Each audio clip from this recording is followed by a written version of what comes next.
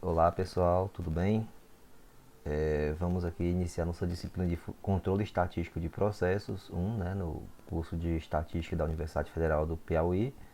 Eu sou o professor Max, né, e a gente vai começar hoje com o conceito de fundamentos de CEP, tá certo? É uma disciplina muito importante e a gente vai abordar nessa primeira parte conceitos da qualidade, causas de variabilidade, monitoramento de processos por gráficos de controle, condições para a construção e aplicação dos gráficos de controle, conhecendo, estabilizando e ajustando o processo, subgrupos racionais e estimando a variabilidade do processo. Então tudo isso está nessa primeira parte, né? Mas em especial nessa primeira aula a gente vai ver só esses dois pontos iniciais. Então, que inicialmente a gente vai começar com conceitos da qualidade, ok? Então a qualidade ela teve vários conceitos e evoluções em seus conceitos, né? Então em 95 o Crosby ele já sugeriu que a qualidade poderia ser vista como um atendimento às especificações do produto ou do serviço que estava sendo prestado. Então se você estava produzindo uma tampa de garrafa, atender as especificações já seria a qualidade para aquele item, ok? Independente de qualidade do material, da matéria-prima, dos gastos que foram tidos na elaboração, na construção daquele produto, então era só atender as especificações. Em 99, Juran já propôs adequação ao uso. Então, às vezes, vejam que o conceito já está praticamente embutido, porque se, em tese, uma tampa de garrafa atende as especificações, ela consegue encaixar, né, na garrafa e adequar o uso dela. Então, a adequação ao uso muitas vezes já é atendida com o atendimento das especificações. Né? Obviamente que existem vários critérios para você atender as especificações. Você pode atender no diâmetro, mas não atender na altura. Então tem que ver que todas as especificações têm que ser atendidas para que esse produto esteja adequado ao uso, ou produto ou serviço. Né? Em 99 também, o Taguchi ele já pensou no ponto de vista mais da empresa. Né? Ele já focou na redução dos prejuízos. Então, se você está produzindo um item, você tem mão de obra, matéria-prima, energia, maquinário, tudo isso controlado para a produção de um item, a qualidade, segundo Taguchi, seria voltada para a redução dos prejuízos, ou seja, a otimização na produção daquele item, né, ou na prestação de serviço. Então vai fazer todo o manejo, né, tanto de matéria-prima, de maquinário, de uso de energia, né, para que o prejuízo seja reduzido ao máximo, ok? Em 2000, vejam que rapidamente o conceito foi evoluindo, né? Então, Demme em 2000 já colocou o conceito de uma forma de atender e, se possível, essas expectativas do consumidor. Então vejam que em 2000 você já está direcionando a qualidade, né? A qualidade já estava sendo direcionada para o consumidor. Então se você vende um computador, tudo bem que existem diversas configurações, mas se você quer a preocupação da qualidade vai ser a satisfação do consumidor. Então se você vende um item, um computador, e ele consegue atender bem as expectativas do consumidor, então obviamente vai vender mais, você vai continuar produzindo, vai gerar mais lucro, então isso vai ser bom para a empresa, né? Então se você vende rolha metálica, tampa de garrafa, ou fone de ouvido, computador, mouse, independente de qual seja o item ou a prestação de serviço, se você conseguir atender a expectativa do consumidor, do seu cliente, da melhor forma possível ou até exceder, como ele falou, né? Então isso já seria uma qualidade mensurada de fato, segundo o Demme, né? E atualmente o valor do bem ou do serviço está diretamente associado ao grau de satisfação do consumidor. Ou seja, quando você está pensando em qualidade, você está pensando não só necessariamente no item, mas o quão satisfeito o seu cliente ou consumidor estará em usufruir daquele bem ou serviço, né? Então, são conceitos que até hoje são adotados, apesar de serem intuitivos, né? mas eles estão formalizados, né?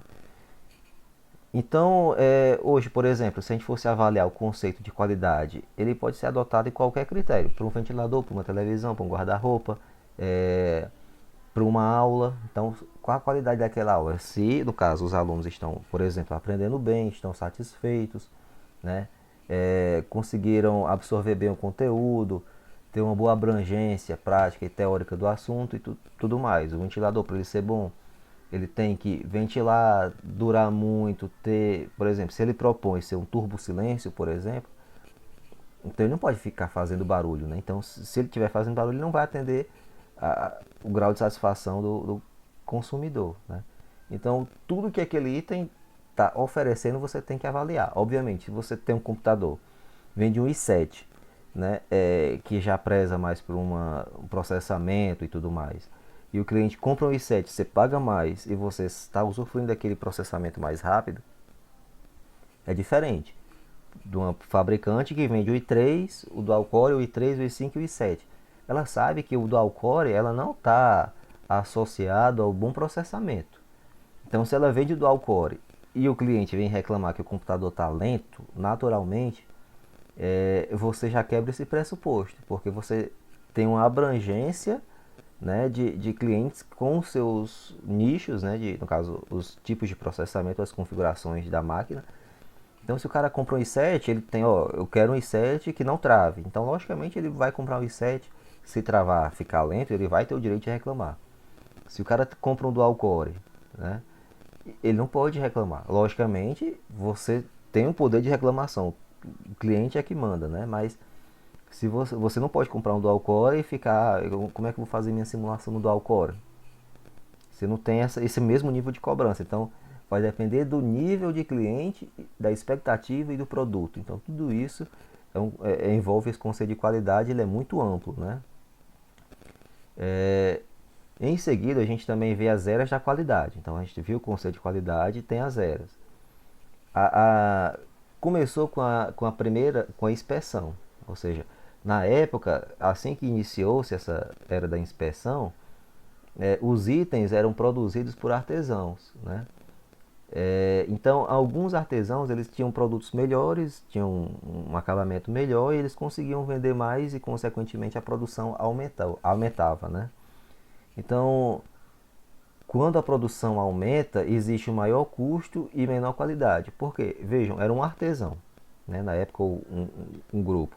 Se ele produz, digamos, X itens e a produção aumenta para 5x, naturalmente esse mesmo grupo vai ter dificuldade em atender a qualidade. Por quê? Porque ele vai ter que produzir para atender a demanda, mas ele não necessariamente vai prezar pela qualidade como ele prezava antes, quando a quantidade era menor, lógico. Se você produz menos, né, então você vai focar mais. É que nem aquelas grandes empresas que produzem carros à mão, né, com acabamento perfeito. Então ela vende um produto caro em pouquíssimas quantidades, mas cada quantidade tem uma marca ali específica, um cuidado, todo um zelo por aquele item que está sendo fabricado.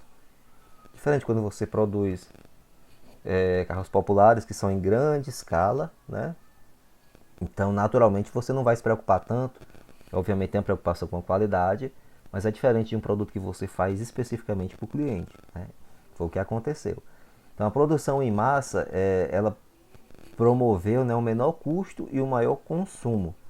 Então, eles começaram a ver que era necessário uma inspeção desses produtos. Então, o artesão que começou a vender muito e produzir bastante, ele tinha que ter uma forma de monitorar os itens que estavam sendo produzidos. Por quê?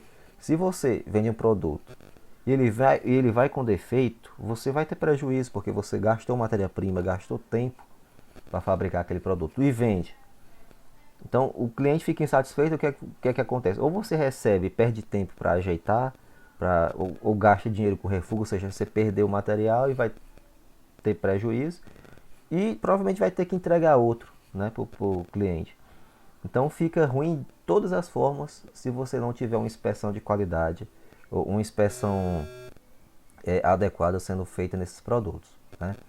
Então aí eles começaram a perceber da necessidade da inspeção com a produção em massa, que começou a aumentar e aumentar e aumentar, ok?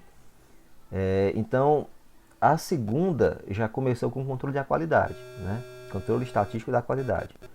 Em 1931, o Walter Schwartz, ele percebeu que algumas técnicas ou metodologias deveriam ser aplicadas para monitorar esses itens, né? Então, na era 1, a era da inspeção, ou seja, começou a perceber que era necessário inspecionar e avaliar os itens que estavam sendo produzidos. Na segunda já foi o controle da qualidade, ou seja, foi percebida, né, uma dispersão, uma variabilidade na operação, ou seja, na produção dos itens. Então até hoje esse conceito é aplicado, né? Até hoje você, mesmo produzindo com máquinas específicas, controlando temperatura, picos de tensão, né? Vários critérios, cenários ambientais e das máquinas, ainda assim os produtos apresentam uma dispersão, uma variabilidade. Então essa dispersão observada por Schwartz,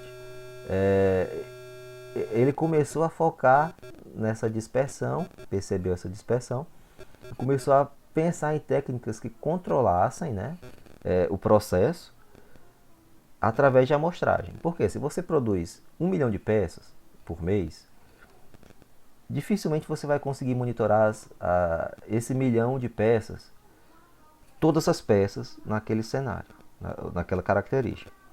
Então a ideia seria utilizar a amostragem, já que todos os produtos não são idênticos, todas as peças não são idênticas. Então vai fazer uma amostragem das peças, amostragem bem feita, tá? Aí dessa amostragem ele monitora e dentro dessa amostragem, se os produtos estiverem dentro de uns limites de controle, né, estiverem respeitando os limites, eles estão aptos e o lote está aceito. Então você pode continuar produzindo. Se em algum momento você perceber que aqueles produtos estão desrespeitando esses limites de controle, você tem que parar o processo e identificar. Por quê? No momento que você percebe que o processo não está respeitando os limites, se ele não respeita os limites de controle, ele não respeita as especificações. Se não respeita as especificações, o produto não vai estar adequado ao uso. Então, se você produz um diâmetro de peça com 2 centímetros, né, 2 centímetros, ou seja, 20 milímetros, se ele tiver com 20,1, 21 milímetros, 19,5, ele pode não ser adequado para o uso. Então, você vai perder um grande lote, um grande volume de peças, se eles não estiverem respeitando a qualidade, né? Respeitando os limites de controle e os de especificação. Então, já começou a ser implementado esse sistema de controle de qualidade, e a terceira era já começou a ser a garantia da qualidade. Então, você monitora os produtos, controle de qualidade, né? E na terceira era você já começa a se preocupar com os clientes. Então, vejam que foi de acordo com a evolução da qualidade.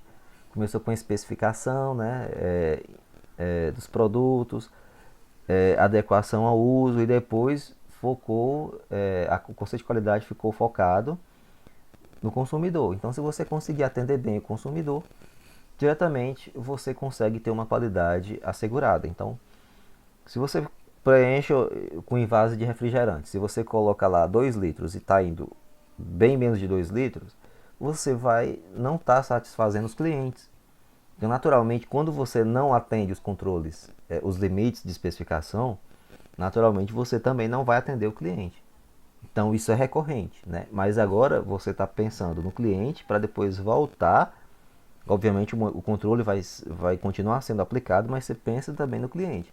Se ele não estiver satisfeito, mesmo que o produto esteja atendendo as especificações, ele pode não estar atendendo a qualidade do serviço, né? Satisfazendo os clientes. Então você vende refrigerante com a quantidade prescrita, ok? No projeto, 2 litros lá, ou 600 ml. Só que o produto não está satisfazendo o gosto. O cliente não está, esse produto não está com gás bom, está muito doce. Então você tem essa preocupação, ou seja, o produto está sendo vendido dentro dos parâmetros de qualidade da empresa. Mas se o cliente não estiver satisfeito, não adianta, porque você não vai vender. Então você tem que também ter essa preocupação com os clientes. Então, foi pensado no cliente, nos custos da qualidade, ou seja, se você produz e tem muito gasto, quando você for passar esse gasto para o consumidor, ele pode não ter uma boa aceitação.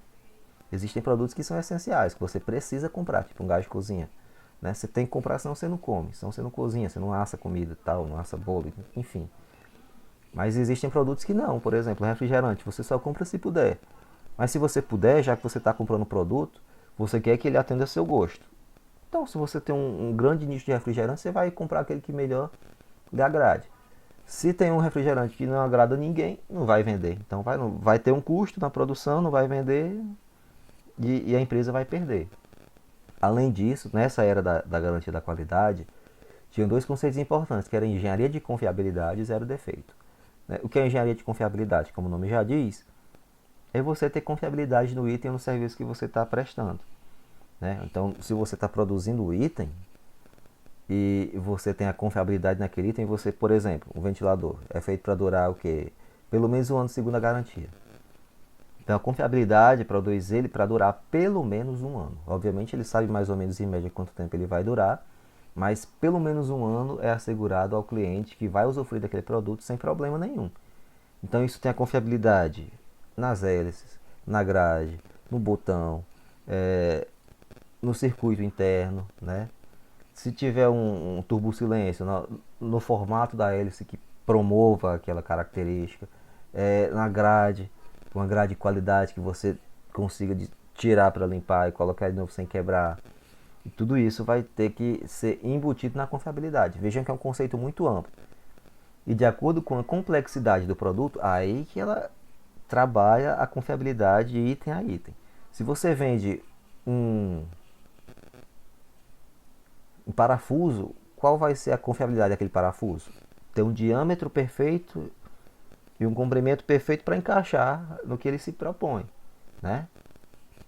Só. Isso é um produto. Então, a tampa de garrafa, você vai monitorar o que? A altura e o diâmetro dela. Se ela tiver dentro da especificação e encaixar e vedar o gás, pronto, simples. Mas quando você tem, por exemplo, um carro, você vai monitorar peça. Então, as peças naturalmente não é a empresa que fabrica todas as peças. Então, algumas peças ela compra de fora, por exemplo, o motor, às vezes nem sempre a empresa produz o motor, né? Câmbio, engrenagens do sistema de marcha, né, do câmbio do veículo. Então, às vezes as engrenagens são produzidas por uma empresa, ela recebe e monta e só faz a montagem do carro, né? Então, quanto maior a complexidade do produto, mais trabalho vai ter a confiabilidade para assegurar a confiabilidade de cada item. Então, veja que um carro, por exemplo, é um conjunto de itens, né? Tem a parte elétrica, eletrônica, mecânica, hidráulica, cada um deles tem uma parte específica. Diferente de um parafuso, uma tampa, um fone de ouvido, tem bem menos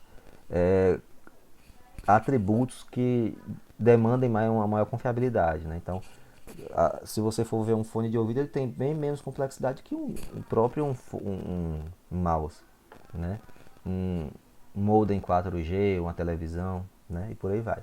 E como o nome já diz, no caso do zero defeito, é você produzir com o mínimo de defeito possível, né? Que é o que acontece hoje. A gente tem as peças e tal sendo produzidas. Tem dispersão? Tem variabilidade? Tem, mas pouquíssimos defeitos. Então, por exemplo, você produz uma rolha metálica, uma lata, digamos que ela tem no limite de especificação de 17 a 17,5 milímetros, né? Ela vai estar sendo produzida ali daquela faixa. Naquela faixa ela consegue atender a especificação dela, ao uso dela, que é vedar o refrigerante, né? Então, mesmo ela tendo ali 17,1, né, 17,3, 17,1, 17,4, ela vai atender. Então você produz itens com dispersão, mas que ainda assim são adequados ao uso. Então eles podem fugir um pouquinho da especificação, o valor-alvo descrito em projeto, mas eles não têm defeito, não são considerados defeituosos, atendem ao uso, ok? Na quarta era, que é a gestão estratégica da qualidade, aí o foco continua sendo o consumidor, aí você já pensa de forma assim sistêmica, né?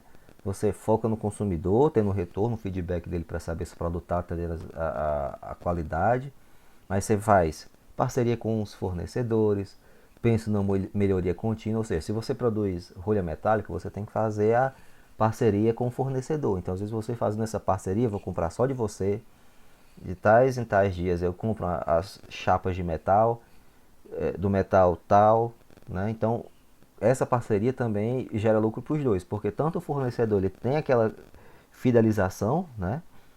Como a empresa também fidelizando pode ter benefícios em torno financeiro, né? Então, de forma financeira, ela pode, já que tem a fidelização, estou garantindo que eu vou comprar com esse fornecedor e vai reduzir o custo, já que ele vai ter aquela garantia. É que nem quando você faz um plano de celular, que o plano é anual. Então, como você já está fazendo um plano anual, vejam que geralmente acontece isso. Quando você paga um streaming, você paga mais barato de forma mensal se você fizer o pacote do ano do que se você pagar só um mês, né? Então, serviços de streaming, geralmente você percebe isso. Então, a fidelização, que é essa parceria com os fornecedores ou com o prestador de serviço, faz com que o produto diminua um pouco o custo, né? Melhoria contínua, então você vai estar sempre produzindo, focando no consumidor, fazendo essas parcerias com os fornecedores, mas sempre tentando melhorar de alguma forma o item. Então, por exemplo, garrafa de refrigerante, vamos tentar deixar ela, do ponto de vista da empresa, mais barata na produção, né? Vão tirar de onde puder, seja de energia, de matéria-prima, reduzir o custo, vão vender aquele produto, né? De forma que ele atenda a adequação ao uso, atenda as especificações, mas que continue sempre melhorando, né? Seja com formato, seja anatomia, seja com a durabilidade, né? Às vezes você compra uma garrafa d'água que ela é bem molinha, né? O frasco da água. Mas ali ela vende barato, tem aquele nicho de clientes que querem pagar mais barato e ela continua vendendo porque o fato ali é só conter a água. Então, se ela tiver com uma garrafa forte, resistente ou mais flexível, vai atender de qualquer forma as especificações, né? Então, ele vai sempre melhorando do ponto de vista que consiga vender, focando o cliente, mas também na melhoria daquela qualidade daquele produto ou da prestação de serviço, né? Aí aqui também nessa quarta era começou a ter um treinamento e envolvimento dos funcionários, que antigamente você tinha só o gestor ou o gerente, né, ou o engenheiro de produção. Então ele sempre tinha ali, a decisão era dele, ele repassava para todo mundo e tinha que seguir aquilo, né? Hoje não. Hoje os funcionários estão diretamente envolvidos, até porque muitas vezes o funcionário ele sabe onde é que o produto está com problema. Então, se você vende, presta um serviço, muitas vezes o cara lá que está trabalhando na linha de frente, ou na operação do produto, né, no chão de fábrica, como chamam, ele sabe qual é o problema. Ele sabe, ó, essa peça aqui está com defeito porque está esquentando muito, ela está saindo muito mole, muito flexível, o plástico está ficando muito flexível. Ou então, ó, os clientes estão reclamando aqui do preço, ou estão achando o produto de consumo muito doce, ou está muito aguado, né? E por aí vai. Por exemplo, iogurte. Tem gente que gosta do iogurte muito aguado, tem gente que não gosta dele mais consistente. Então, às vezes, você não necessariamente vai ter um custo maior por deixar ele mais consistente, muda só um processo na fabricação. Então, você muda o processo na fabricação e o iogurte fica mais agradável aos clientes e ele vai vender mais, né? Então, por aí vai. Então, é importante ter esse feedback. Não é à toa que às vezes você vê no supermercado o pessoal trabalhando, oferecendo aquele produto, né? Para o cliente fazer a degustação para saber se ele aprova e meio que tem um feedback, ó, gostei e tal, mas não gostei porque tá muito amargo o café, ou o chá tá doce demais, ou o chá tá muito aguado, não tá tendo efeito e por aí vai, né? E por fim o benchmarking. Então o que é o benchmarking? É quando você tem, por exemplo, você vai montar uma empresa de açaí. Então você vai numa empresa grande de açaí, vê o trabalho deles, o procedimento deles, você faz uma visita, entende, né, como é que funciona, como é que é a melhoria da qualidade de uma empresa de referência e tenta implementar na sua. É como se você fosse uma multinacional, fizesse a visita, sondasse assim o que era possível você fazer para melhorar na sua empresa e pegasse de referência da empresa grande para a sua, né, que está iniciando ou que está entrando no mercado, né? Empowerment, que é a descentralização, que basicamente ela está envolvida também com a questão do envolvimento dos funcionários. Então, antigamente só o presidente ou o executivo que mandava em cadeia, todo mundo tinha que obedecer naquela cadeia. Hoje não. O chão de fábrica já conversa com o supervisor já conversa com o gerente já conversa com o presidente do setor, o presidente do setor já conversa com o presidente geral e assim vai. Então, existe essa comunicação do nível mais alto até o nível mais baixo da produção da prestação de serviço, que era para toda a empresa funcionar. Às vezes o cara que é vendedor de um produto, ou seja, você trabalha com a produção do refrigerante, por exemplo, ou envase de um saco de feijão, tem o setor de transporte, de vendas, e no setor de vendas o cara estão reclamando disso. Seria melhor talvez se o saco fosse mais durável, o pacote de feijão ou de arroz, né, que o macarrão quebrasse menos. Então ele passa essa informação ao supervisor, vai, sobe, resolve, depois volta e vende mais, né? Então tudo isso é pensado. Formas de medir a qualidade, então às vezes você não só necessariamente você só pergunta e fala, não, às vezes você tem um instrumento, por exemplo, um questionário, que você aplica aos seus fornecedores, aos consumidores, clientes, e eles respondem e você tem esse feedback. Isso acontece muito. Eu levei meu carro para revisão, aí o consultor lá da parte mecânica, ele sempre envia um questionário, eu respondo assegurando assim que o serviço foi bem feito. Ou não gostei desse ponto, desse. Então você tem as opções para falar lá, porque sempre ela está preocupada em melhorar e resolver aquele problema, né? Gestão da segurança, então fica tudo muito intuitivo, né? Ética e responsabilidade social, que hoje também é muito atendida, e gestão ambiental. Então você tem que produzir também com interesse em poluir menos o ambiente, até porque o planeta ele tem um retorno para a gente, seja do ponto de vista respiratório, se você estiver poluindo, você mesmo não vai respirar bem, plantas não...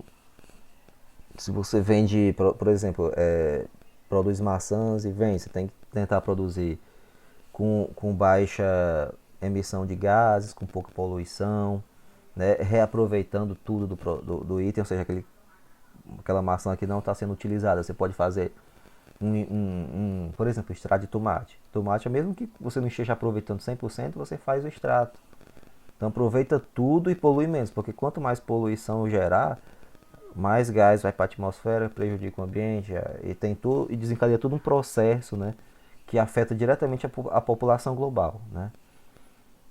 Então, também a empresa tem que ter responsabilidade social e ética. Então, às vezes você patrocina esporte, consegue ajudar instituições carentes. Então, tudo isso que a empresa faz tem que ser visto e discutido e ter um retorno. Geralmente elas fazem isso e o Estado ou o governo eles promovem algum tipo de retorno para a empresa, né? Até porque ela não ia ter esse gasto, nem toda empresa tem essa preocupação de ter esse gasto, né, e não ter um feedback financeiro de volta. Então às vezes ela tem a taxa lá de emissão de carbono zero ou bem baixa, mas em compensação ela tem tem um nomezinho. Ela tem isenção de impostos, por exemplo, ou isenção ou redução da taxa de imposto, né? Então tem algum benefício para a empresa. Ela também, se o Estado não cobrar, que geralmente é papel do Estado, a gente às vezes reclama do Estado que cobra muito, mas é papel dele fazer muitas coisas, né? Por exemplo, cobrar, assegurar a saúde, a educação e tudo isso. É para ser, né? Então é papel dele também cobrar isso e assegurar essa isenção de impostos. Então, por exemplo, no Ceará, na região metropolitana de Fortaleza, que é Maracanaú, eles fizeram um polo industrial. É excelente, porque muitas empresas vão para lá, se instalam, tem isenção de impostos por muito tempo. Aí o pessoal pensa, mas uma empresa rica, uma multinacional vem se instalar e não paga imposto? Por um tempo, sim. Mas em compensação ela vai gerar muito emprego, né? Vai movimentar a economia, vai fazer o dinheiro circular e todo mundo vai ganhar de alguma forma, direta ou indiretamente. Né? Diferente, se a empresa não vier, o que acontece? O produto vai ser produzido, por exemplo, aqui. Aqui não tem, por exemplo, uma produção vamos pensar aqui em Teresina, de Coca-Cola, por exemplo, refrigerante. Então o que acontece? Produzido lá em Fortaleza, em Maracanaú, produzido. Aqui tem centro de distribuição. Aí vem para cá, então aqui já aumenta o gasto. Por quê? Porque você vai ter a distância de transporte da produção de lá até aqui. Então caminhões vêm super carregados, é longe, o caminhão gasta muito diesel, caminhão pesado. Tem caminhão que gasta 1 litro de diesel a cada quilômetro. Então o gasto é muito alto. Então quando chega aqui, se não tiver uma indústria, né, para a produção daquele item, vai sair bem mais caro. Além disso, não vai movimentar a economia, você só oferece produto mais caro, né?